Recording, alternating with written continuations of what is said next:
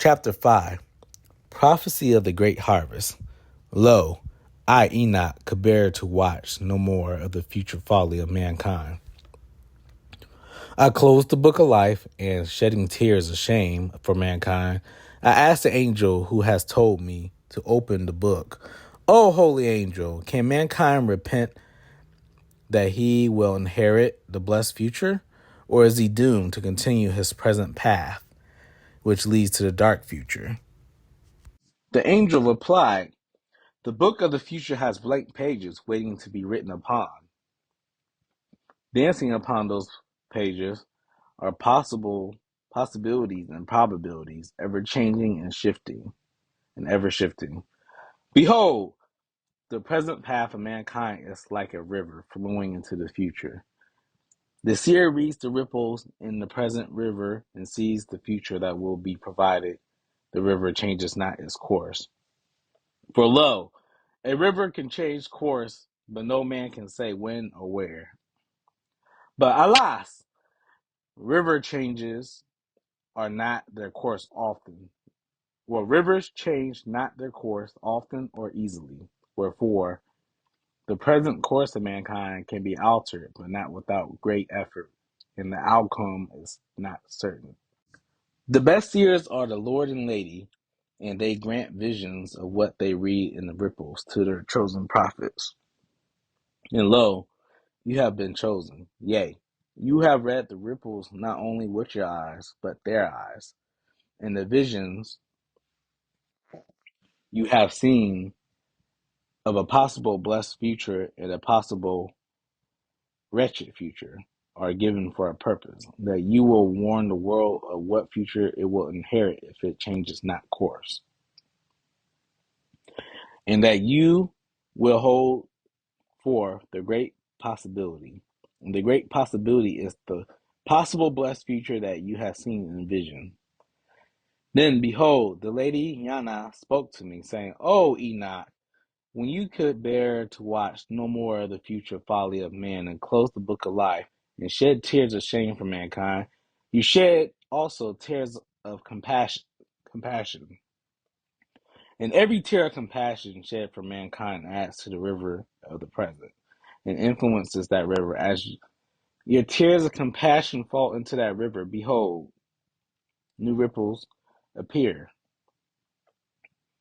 And think not that I speak merely of human tears, which are physical tears shed by physical eye. Lo, the tears of compassion are spiritual tears shed by spiritual eyes, and are the water of life. Behold, the water of life may take many forms. A touch on the cheek of one who needs comfort, a piece of bread given to a hungry child, a spiritual teaching given to a sincere seeker. All these are pure drops of living water, the water of life, the tears of compassion. Wherefore, think not that you are called to sit and mourn. Cry human tears of the spirit of sadness. Lo, be living water and bring joy to those that mourn. Even so, from time to time you may witness such folly that you will be moved to shed tears of sadness. If so, be not ashamed, for even the Lord and Lady have shed such tears. Behold, we continue our work, and in that work our joy is restored. And in your work, holy Enoch, your joy will be restored.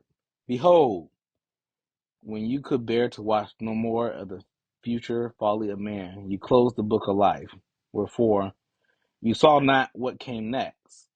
I tell you truly, Enoch, whatever the future of mankind, even if it be the dark one from which you turned your eyes, behold, the Lord and Lady will not abandon this world. Yea, we will return to the world at the time of the great harvest. And if mankind has changed course at our coming, we will be recognized and received by the many. And if mankind has not changed course, we will return in the dark future you saw in vision, and we will be recognized and received by the faithful few. And the faithful few are those called the naturals. For at their darkest hour, when their rebellion against the hidden power seemed defeated, behold, the Lord and the Lady will return.